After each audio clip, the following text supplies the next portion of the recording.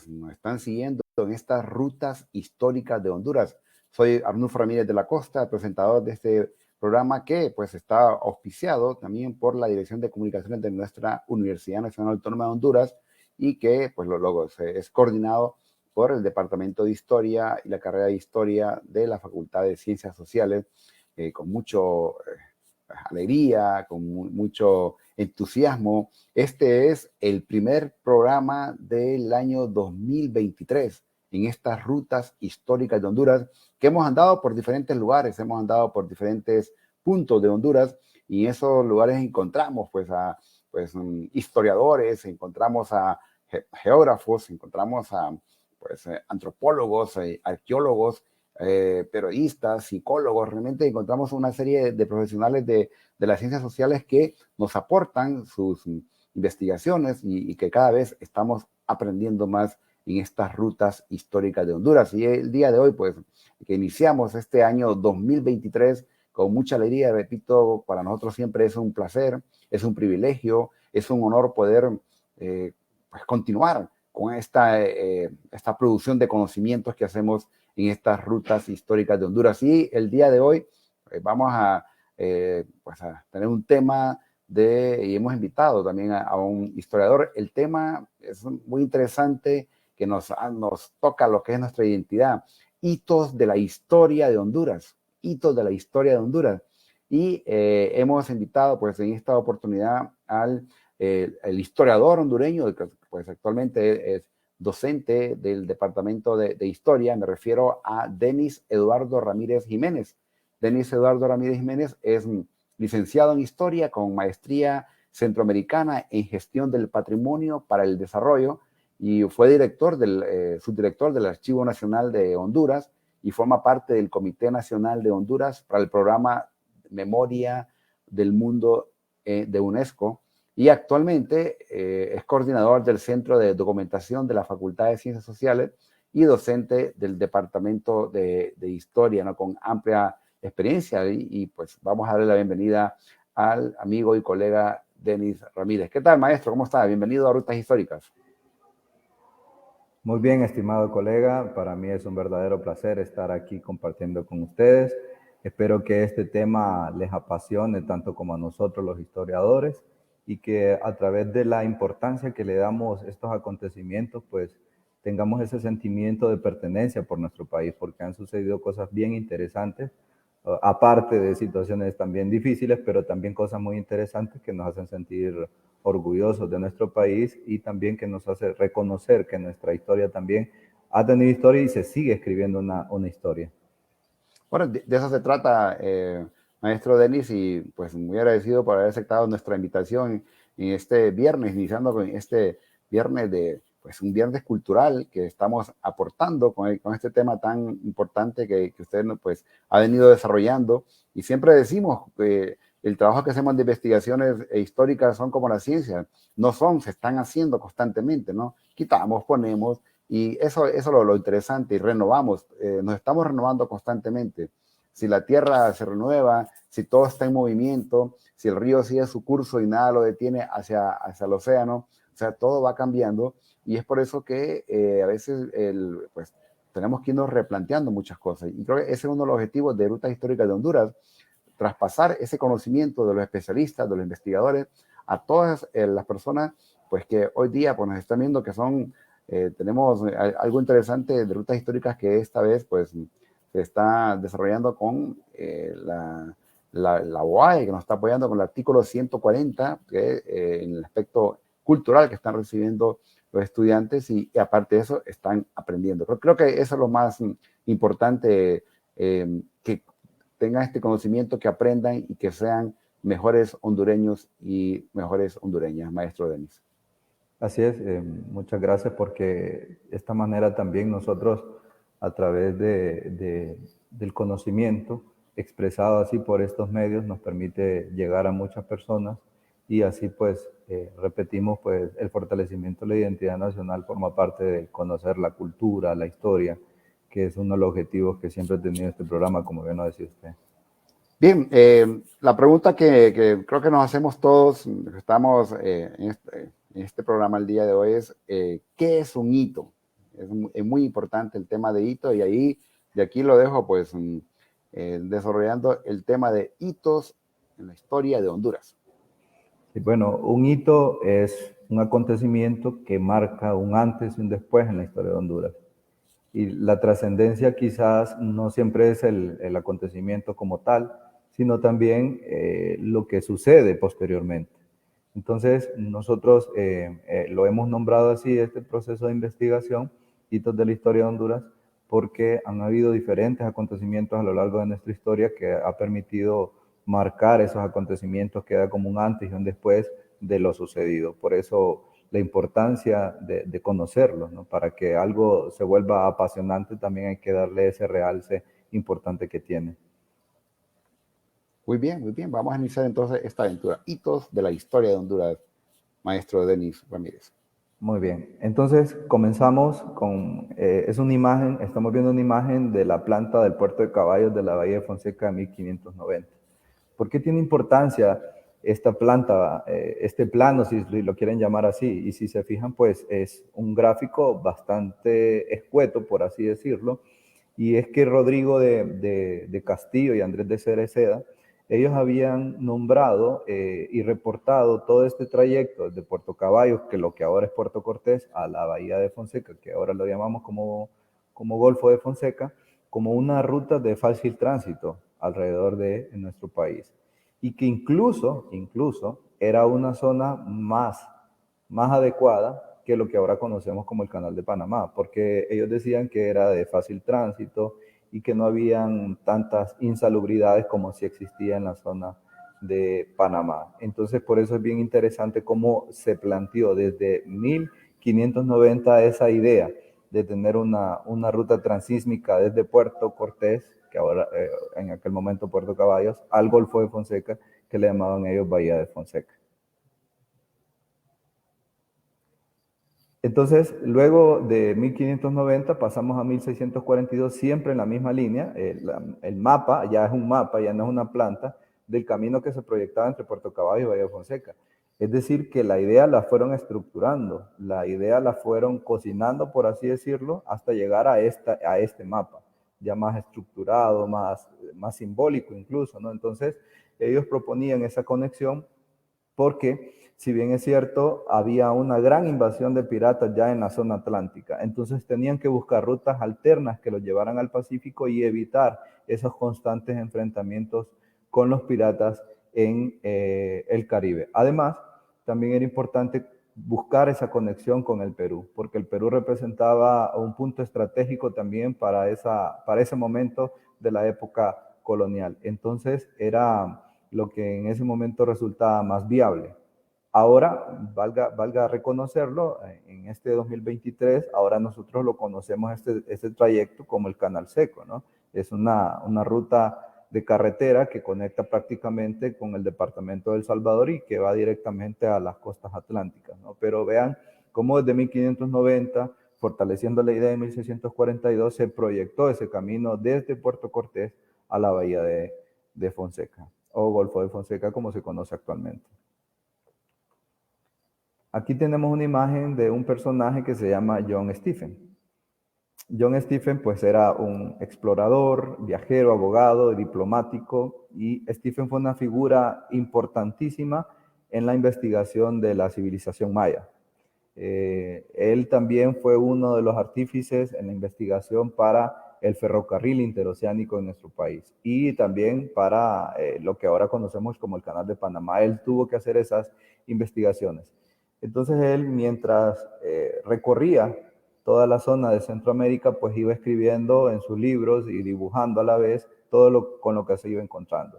Entonces, él llegó a Copán Ruinas y entre 1839 y 1840 llega a esta zona y visitaron Copán Ruinas.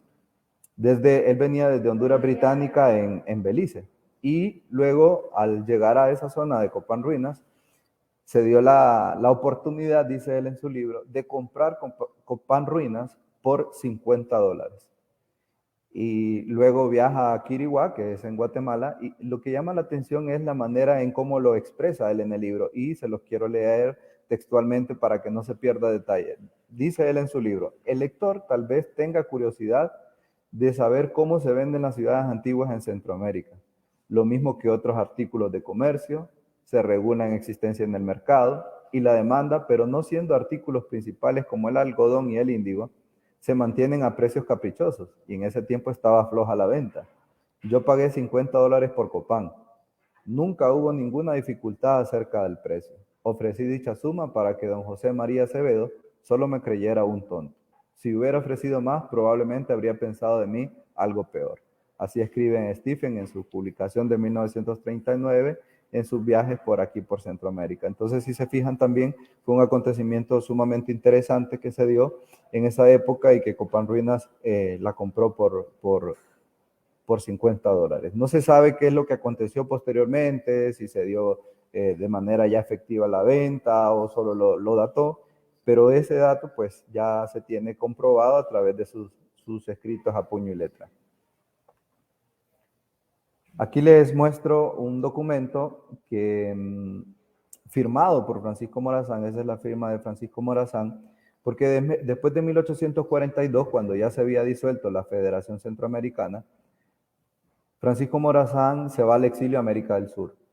Y estando en América del Sur, le envían cartas donde le comentan que hay una posible invasión de ingleses. Entonces él, pues estando en América del Sur, contrata unos barcos para poder venir en barco desde América del Sur a Centroamérica y defender a Centroamérica de esa posible invasión de los ingleses.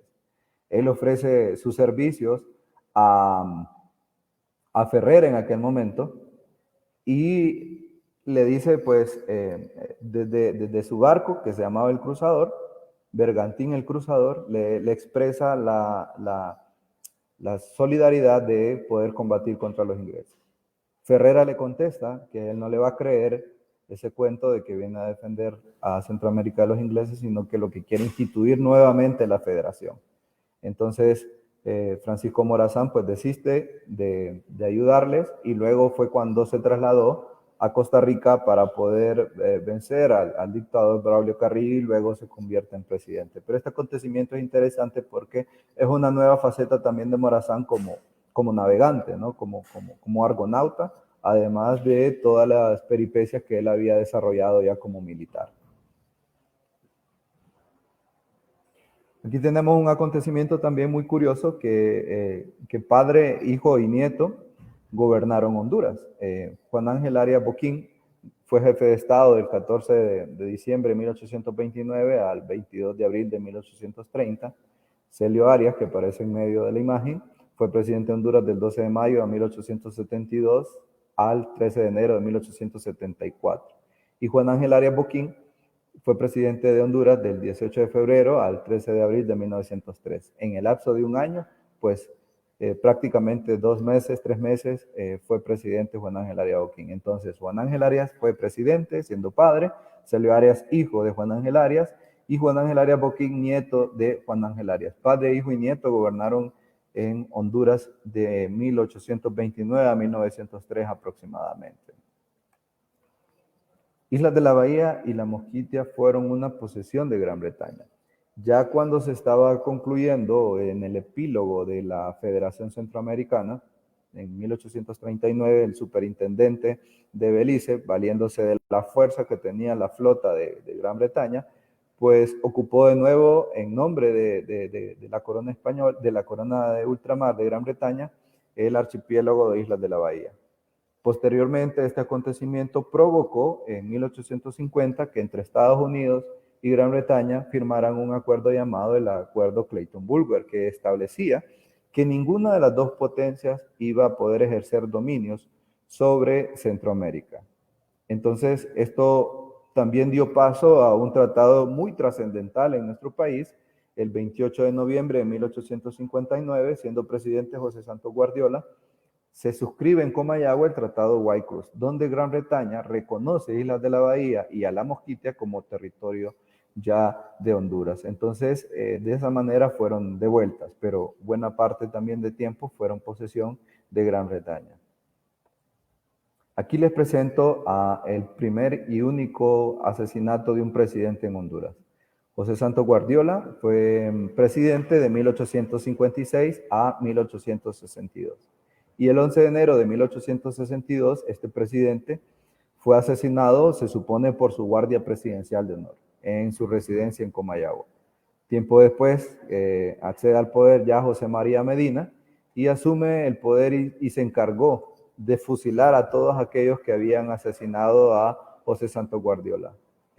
La tumba del presidente Santos Guardiola se encuentra en la Catedral San Miguel Arcángel de aquí de Tegucigalpa.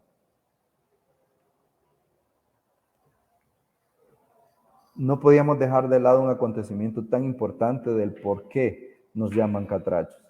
Y es que a mediados del siglo XIX se estaba viviendo la famosa fiebre del oro en Estados Unidos. Bajo ese esquema también, o bajo esa situación, los estados del norte, que eran más industrializados en Estados Unidos, querían que los estados del sur fueran esclavistas. De esos estados del sur surge un filibustero llamado William Walker. Él, pues, con sus ideas que Centroamérica se convirtiera en esclavista, pues viene a Nicaragua, accede al poder, vence a los opositores y se convierte en presidente de manera pues forzosa de Nicaragua. Y esto pues provoca que desde ahí quiere él ejecutar un plan para que todo Centroamérica se convierta en esclavista de los Estados Unidos. Entonces los estados nuevamente se unen, esta vez de carácter militar, forman un ejército de alrededor de 300 soldados para poder vencer a William Walker y a todo su ejército. Entonces, al mando de este ejército iba un hondureño llamado Florencio Satruch. Luego vencen en Granada a William Walker y lo envían al exilio. Después de ese acontecimiento, la fama de Florencio Satruch, dado que él era el que comandaba este ejército, pues creció muchísimo. Y esto pues provocó que la gente le decían cuando él iba pasando con su ejército, ahí van los Satruches, ahí van los Satrachos y ahí van los Catrachos. Fue una deformación del apellido de él que provocó el nombre de Catrachos. Posteriormente, en 1860, William Walker reaparece en Trujillo para poder volver a reactivar la idea de convertir a Centroamérica en estados esclavistas de Estados Unidos. Ahí lo capturaron tropas inglesas que estaban ahí y se lo entregaron a las tropas hondureñas para fusilarlo el 12 de septiembre de 1860. Y luego, pues, como les comentaba, la fama de Satruch fue creciendo y el seudónimo de Satruches, hasta degenerarse en Catrachos, también ya quedó como un sello de nuestro seudónimo a nivel de gentilicio también. La primera planta hidroeléctrica en Honduras, ustedes ven imágenes ahí, que se encontraba en San Juancito.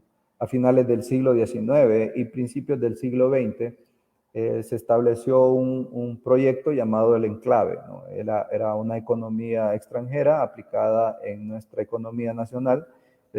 Existió el enclave minero y también el enclave bananero en la costa norte. Este enclave, pues, era desarrollado por la New York y Honduras Rosario Mining Company en San Juancito. Y fue la encargada de instalar un suficiente y moderno sistema energético en esta zona. Se dice que incluso fue la primera planta hidroeléctrica, no solo de Honduras, sino también de Centroamérica.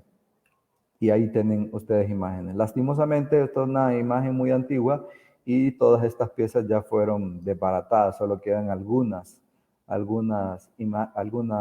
de las partes de la máquina ahí en San Juancito. Aquí les presento a Jesús Aguilar Paz. Quizás se conozca su nombre, pero no se sabe con exactitud qué fue lo que hizo. Pero bueno, acá les quiero comentar un elemento pero muy importante que fue parte de su vida y su legado. Para 1915, él tomó la decisión de elaborar un mapa de Honduras.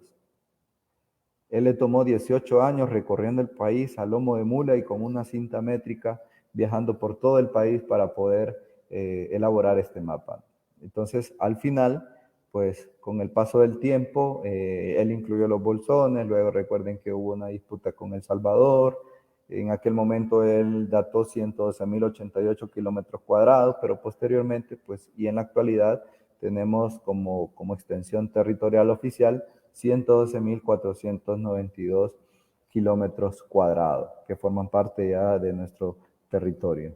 Pero este legado fue muy importante tomando en cuenta que él no era geógrafo, sino un médico, ¿no? Y fue una quijotada, por así decirlo, todo este gran aporte que él hizo. Aquí tenemos una imagen de unos aeroplanos y un misil que iban a lanzar en Tegucigalpa. Se tiene datado que Tegucigalpa fue la primera ciudad de América atacada desde el aire.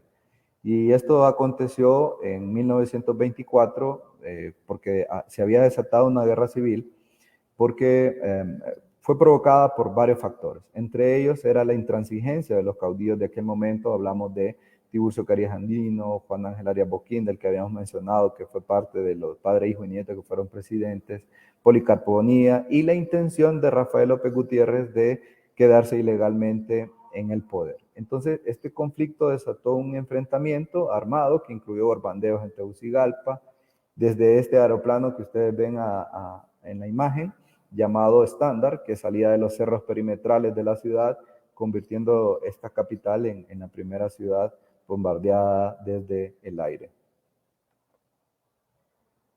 Otro acontecimiento importante en nuestra historia fue el nombre de nuestra moneda.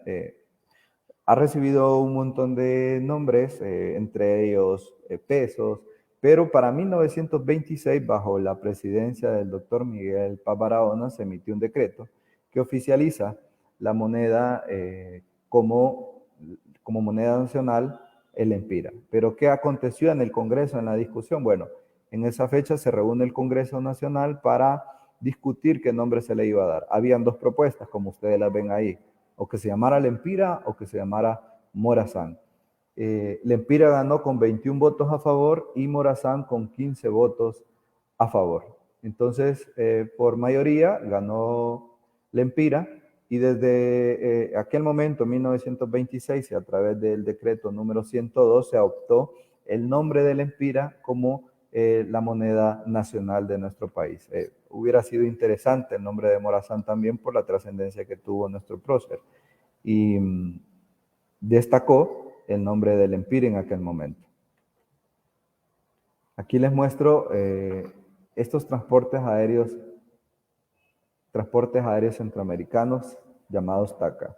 Para muchos es de conocimiento también que en 1931 se fundó en Tegucigalpa por un neozelandés llamado Lowell Jerix.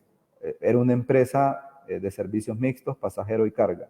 Y TACA inició sus operaciones con un avión Stinson monomotor. La empresa posteriormente fue vendida a las aerolíneas nacionales. En el caso de Honduras, TACA pasó a formar parte de los servicios aéreos hondureños, SASA, y posteriormente se organizó como una empresa de carácter internacional, teniendo su sede en San Salvador y bajo el nombre de TACA. En 2012, TACA fue comprada por Avianca. Actualmente se mantiene el nombre de Avianca, y Avianca fue pues uno de los compradores de este transporte aéreo Centroamérica que tuvo su origen aquí en Honduras. Otro acontecimiento importante fue la llegada de Albert Einstein a Honduras. Está datado en un diario de Honduras para 22 de diciembre de 1931.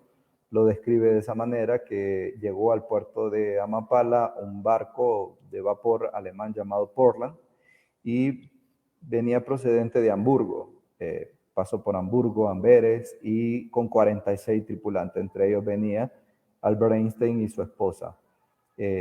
Fue un paso de tránsito, obviamente, porque no existía el Canal de Panamá en aquel entonces. Uno de los puntos de estación era Mapala para llegar a la costa oeste de los Estados Unidos.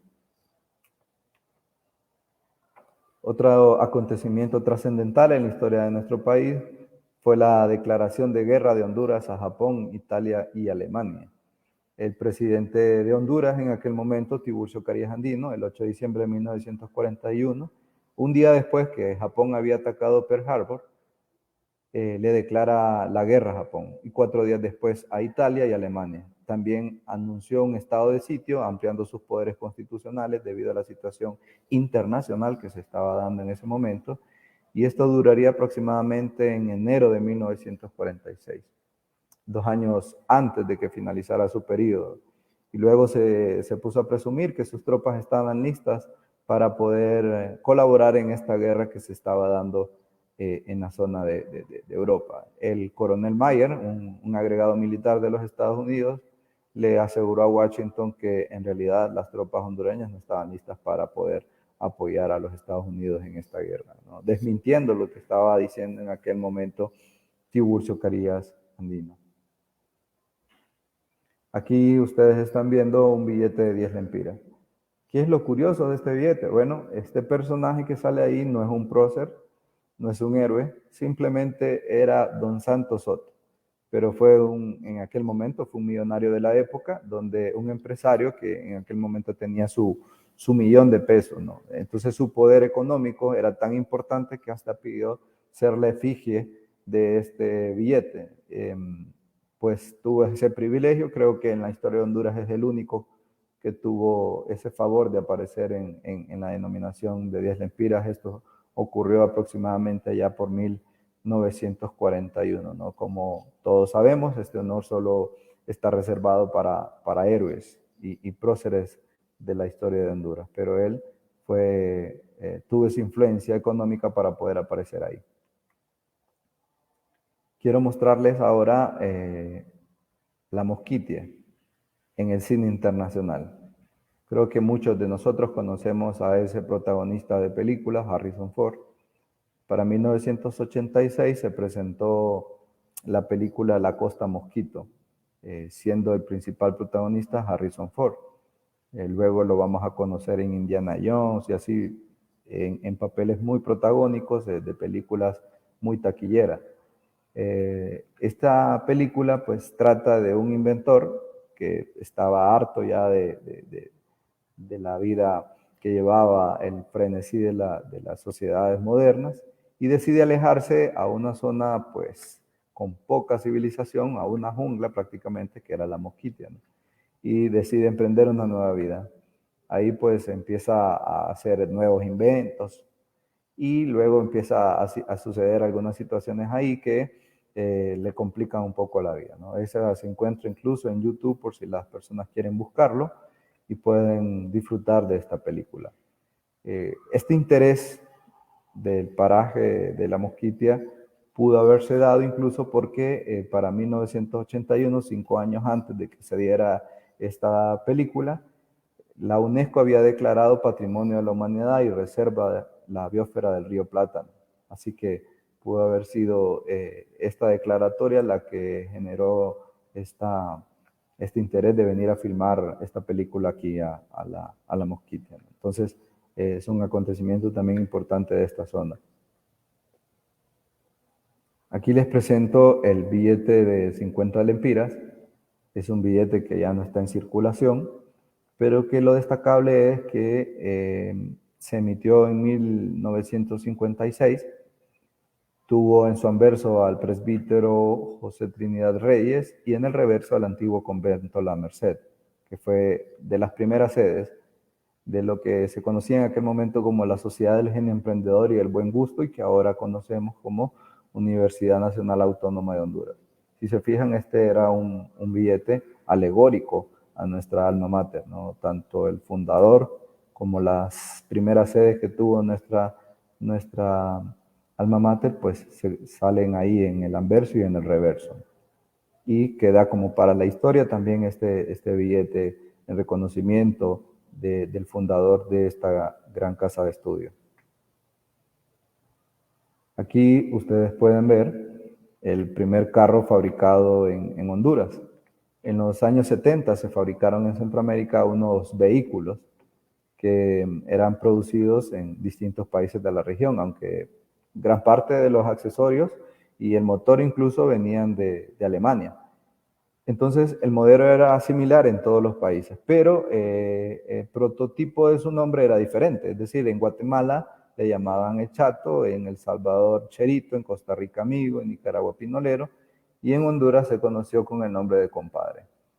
Como ustedes pueden ver ahí, pues era un carro no tan aerodinámico, pero que sí funcionó muchísimo para el momento, e incluso mucha gente hablaba de la durabilidad y de el buen carro que era para ese tiempo, ¿no? Entonces, se usaba mucho para trabajo.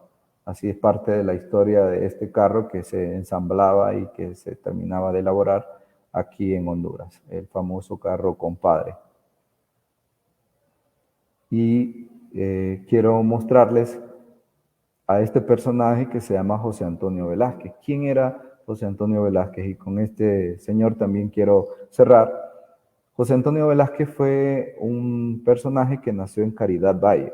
La mayoría de la gente cree que nació en la zona donde él se inspiró, que es San Antonio de Oriente, pero en realidad él nació ahí en Caridad Valle. Él, además de telegrafista, fue barbero. En San Antonio de Oriente fue 3 veces alcalde. Tuvo una relación muy cercana con Winston Popenoe, que fue el director de la escuela, de la Universidad del Zamorano, y él incluso le ayudó a promover sus pinturas.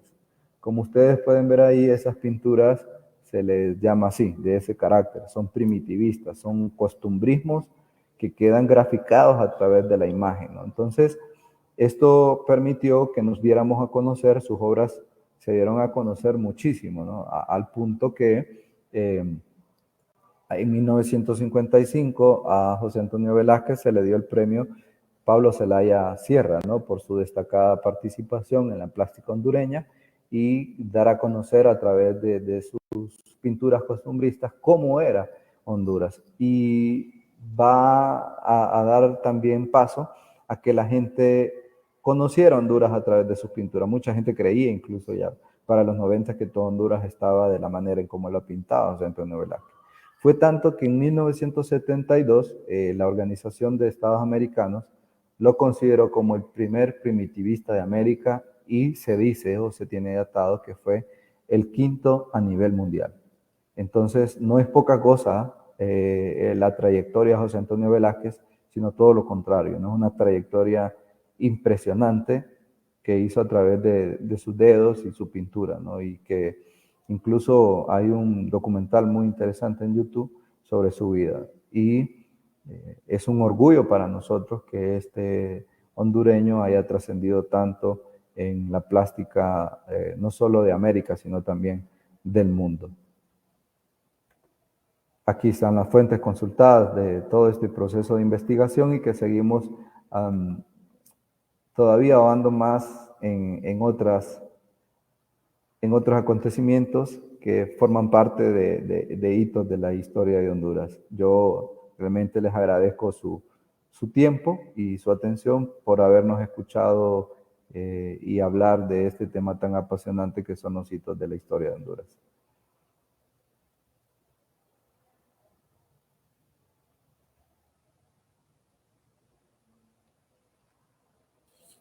Muy bien, realmente estos hitos son muy interesantes porque siempre, maestro Denis, lo llaman a uno a la reflexión. Y yo creo que usted en su investigación, yo creo que un hito conduce a otro, ¿verdad? Y sabemos que Correcto. van apareciendo nuevos hitos. Me llamó Sí. mucho la atención y creo que las personas que nos están viendo y tendrán una serie de preguntas o comentarios, pero el tema, por ejemplo, de Morazán, porque es interesante porque resulta que la familia de Morazán, un poquito solo para acotar Sí. a esta parte, resulta que la familia de Morazán, allá en Italia, se dedicaban a construir barcos, ¿no? Y cuando vienen a América, vienen con la misma intención de construir barcos en Centroamérica, ¿verdad? Pero resulta que aquí como que no se da mucho ese tipo de labor y al final pues se dedican al negocio a comprar minas, sobre todo en la zona de Yuscarán, maestro Denis. Fíjese que este acontecimiento de la llegada de Morazán en 1842 tiene varias cosas curiosas. Primero que viene en un barco alquilado a un inglés para venir a luchar contra ingleses que supuestamente iban a invadir Centroamérica. En su testamento incluso le él solicita a su esposa que le pague ese alquiler que él había hecho a este inglés, ¿no? Para quedar la deuda saldada, ¿no? Era un hombre de palabra también. Muy interesante. Y eso, bueno, dice que de una u otra forma, creo que con usted una vez platicamos en los pasillos de la universidad, las competencias, las habilidades que tenía Francisco Morazán en el tema marino. Así es, y los estudios que él había realizado, incluso en compañía en ese barco venía en compañía de su inseparable amigo Cabañas, y obviamente que tenía destrezas en ese tema de la navegación, ¿no? Si no, pues llegó al puerto de la Unión se trasladaba a los otros puertos del Pacífico. Incluso los estados centroamericanos quisieron pedir ayuda a la Marina de México para poder solicitarle una unión para vencer a Morazán, porque los tenía cansados. Aquí no estaba tan desarrollada la flota naval a nivel de Centroamérica y él se iba de la Unión para los demás puertos, entonces tenían que ir caminando todas las tropas y eso cansó mucho a los militares y se vieron en la necesidad de pedir ayuda a otros países para poder vencer a Morazán, porque ellos no creyeron que Morazán venía con la intención de ayudarles o colaborarles contra los ingleses, sino más bien a volver a instalar la federación. Sí, un día vamos a tocar en rutas históricas esas rutas marinas que Morazán trajo consigo cuando se fue a los exilios. Otra cosa también importante en su investigación, quizás logró encontrar ese cambio de la moneda en el billete de 50 lempiras, ¿no? Donde aparece el Padre Reyes. ¿Por qué ese cambio? La gente se pregunta, ¿no? Y me escriben algunos que ¿por qué se dio ese cambio? Porque no se mantuvo, porque el Padre Reyes sabemos que es el fundador de nuestra Universidad Nacional Autónoma de Honduras, que la fundó en 1847. ¿Por qué sacan al Padre Reyes si supuestamente unos billetes sirven para promocionar la identidad?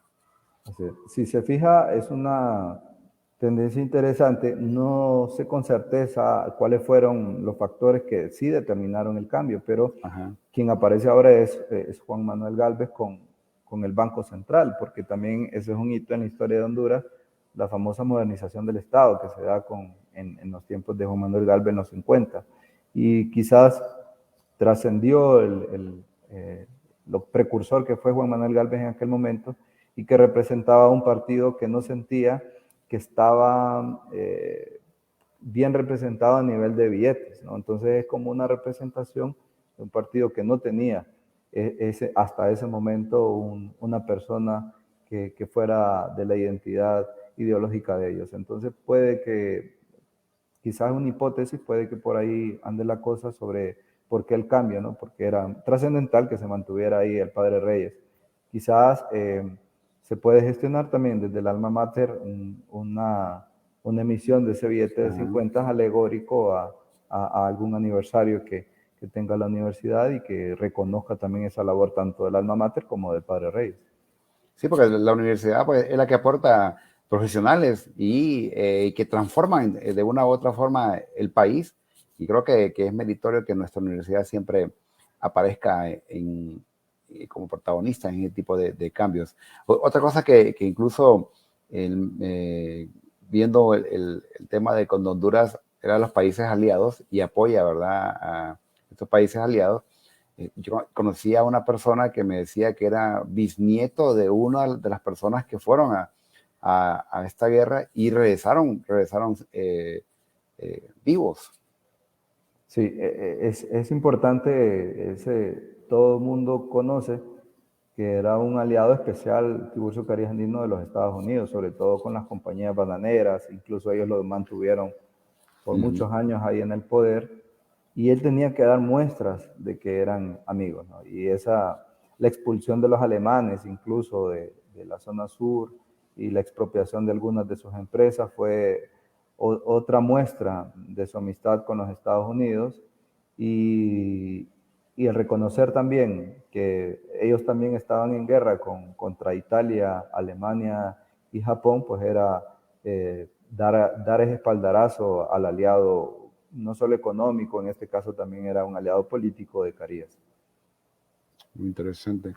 La trayectoria también, que usted nos hablaba en un hito acerca de la aviación en Honduras, que pues, a nivel de Centroamérica se dice que la aviación fue muy desarrollada aquí en Honduras y que incluso en muchos lugares hay todavía pistas, hay incluso colonias que se llaman la pista en relación, porque ahí antiguamente eran pistas. O sea, Honduras se desarrolló realmente en gran parte con la aviación, maestro Denis Ramírez. Sí, los orígenes, incluso como bien lo dice usted, de la aviación en Centroamérica, los tienen aquí en Honduras.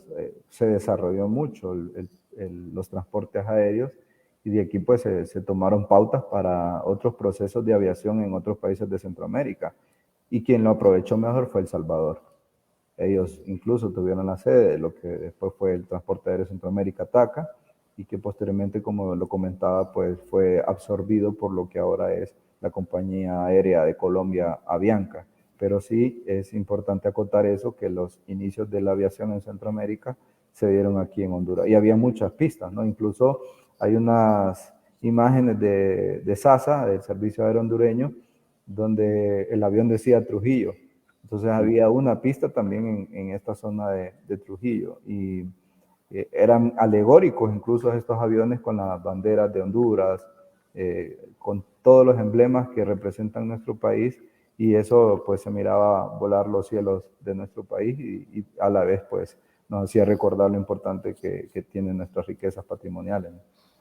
No, incluso hace un par de meses atrás anduve por Roatán y pude tomar el avión aquí en el aeropuerto de Toncontín. Y en la punta del avión, ahí estaba la imagen de mi general Francisco Morazán. Hasta le hice un par de fotos y le comenté a los estudiantes, ¿verdad? O sea, Morazán, pues volando por las tierras hondureñas. Ahora en la actualidad, después de navegante, militar, ahora es aviador. Bueno, y próximamente, maestro Denny, acuérdense que está el satélite Morazán, ¿verdad? Ah, Alrededor de correcto. todo el planeta, ¿no? Y ahora astronauta también, o sea, Hasta- es multifacético nuestro prócer. Así es, ¿no? Eso realmente son de esas cosas que como hondureños tenemos que conocerlas, sentirnos orgullosos. Sabemos que hay una buena cantidad de hondureños pues, que viven en Estados Unidos, en España, y que sienten que tienen poca identidad. Pero en la medida que fomentemos esta identidad, en la medida que demos a conocer esas cosas interesantes de Honduras, creo que, y sabemos, usted como historiador lo sabe también, de que la historia es fuente de identidad mediante estas investigaciones que usted pues, nos ha aportado en este día.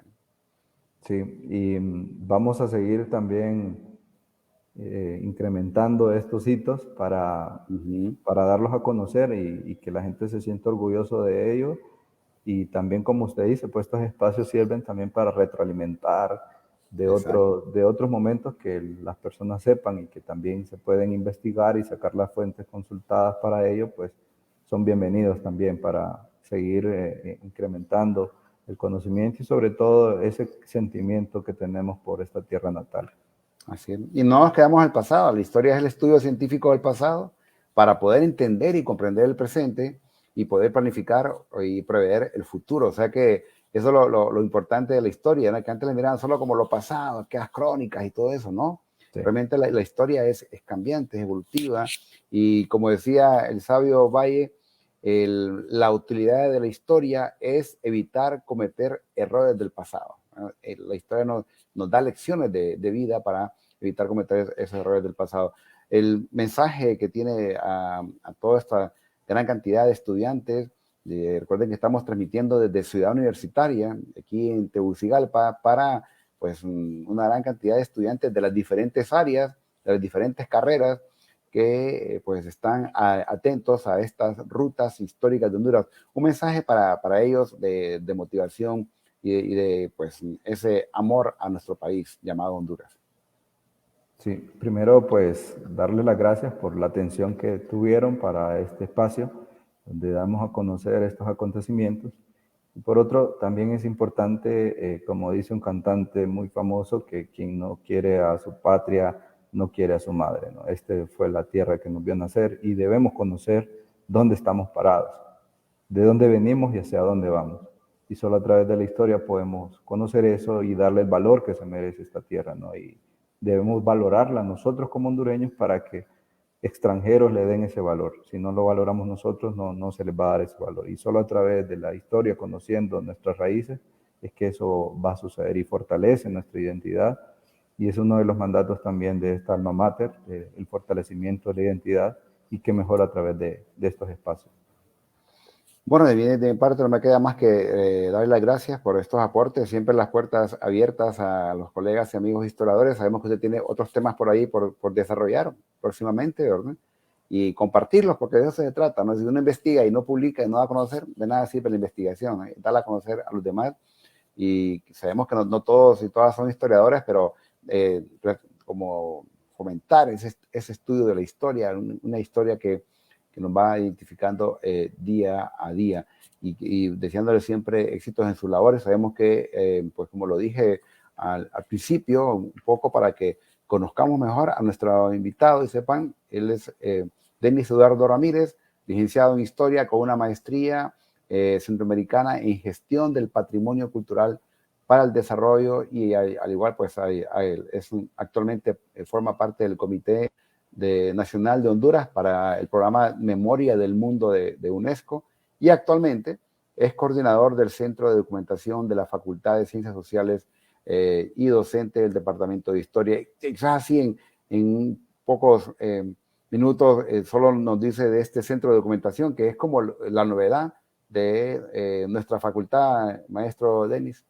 Sí, muchas gracias por la oportunidad de poder conversar sobre este centro de documentación. Pues este centro de documentación aglutina toda la producción bibliográfica, hemerográfico y documental de las unidades que componen la Facultad de Ciencias Sociales, llámese sociología, historia, trabajo social, psicología, las maestrías de demografía, incluso el observatorio, el UTPAS y todas las unidades académicas que representan la facultad, nosotros aglutinamos esa información. Estamos en un proceso de inventario, conservación y catalogación de todas estas piezas y obras literarias que se han producido para darlos a conocer a la población. Y no solo los estudiantes, maestros y personal administrativo de la facultad, sino todo aquel que necesite buscar acá. Lo importante de un centro de documentación especializado es que le permite tener, pues, por la falta de tiempo, ¿no? Como siempre lo comento esto porque me llama la atención. Luis Anglada es un bibliotecólogo muy famoso en España que decía que antes teníamos mucho tiempo y poca información. Ahora tenemos mucha información y poco tiempo. Y el tener un centro de documentación específico de ciencias sociales le permite a todos los estudiantes y docentes de esta facultad pues tener a la mano información para sus investigaciones, información también para sus clases y también promover desde acá que los docentes y estudiantes también investiguen, ¿no? Y que quede aquí el legado en este centro de documentación. Y hay apertura para los diferentes estudiantes que quieran consultarlo. Sí, nosotros actualmente nos encontramos en el tercer piso del F1, al final del pasillo donde está el Departamento de Filosofía. Y muy pronto nos trasladaremos donde estaba el antiguo local de la Facultad de Ciencias Sociales, en la planta baja del F1. Nos vamos a trasladar para ahí y ahí vamos a darle todo el servicio a docentes, estudiantes, público en general que quiera venir a consultar las obras que se producen desde las ciencias sociales. Muy bien, así que lo visitamos actualmente, pues el maestro Denis Ramírez lo coordina y creo que vale la pena, ¿no? Que tengamos esos espacios ya especializados como un centro de documentación para investigar y la apertura que se tiene y creo que es parte de los frutos de la academia y que hay que fomentarlos y que hay que utilizarlos, porque de eso se trata, usarlos para todos y todas. Bueno, maestro Denis, a mí no me resta más que darle de nuevo las gracias por su confirmación a nuestra invitación y también por esos conocimientos, ese tema tan interesante de hitos de la historia de Honduras, que pues lo sigue trabajando y le invitamos a que nos venga aquí a compartir esas investigaciones tan interesantes que usted pues suele hacer. Y vamos al final a leer algunos comentarios que nos están haciendo los estudiantes y nos escriben y nos comentan y hacerles, pues, decirles que vamos a estar siempre, recuerden, los días viernes a las 3 de la tarde, van a ver, siempre estamos las invitaciones y si, pues, como este programa aplica para el artículo 140 de la BOAE para obtener dos horas en aspecto cultural artístico. Entonces, cabe destacar que no olviden inscribirse, ¿verdad? No olviden inscribirse y para registrarse y poder tener esas horas. Recuerden que la sala es, pues, alberga 250, los primeros que se inscriben son los que les va a dar su nota, pero también vamos a ir dando durante el programa una nueva, un link para aquellos que no ajustaron los 250 y que puedan obtener también su certificado en estas horas. Así que el licenciado Denis, muy amable, y nos vemos en las próximas rutas históricas de Honduras para que nos acompañe siempre, al igual también con sus estudiantes, para que sean parte de este gran proyecto pues, que pues, sale o surge del Departamento de Historia y también de la carrera de Historia, estas rutas históricas de Honduras. Recuerden, siempre estamos los viernes, vamos a estar los viernes a las 3 de la tarde con temas interesantes, con temas que vienen a fomentar nuestra identidad. Ahora vamos a leer algunos comentarios que hacen los estudiantes mientras lo voy leyendo. Pues quiero decirles gracias y gracias por estar aquí con nosotros. Muchas gracias. Nos vemos en la próxima.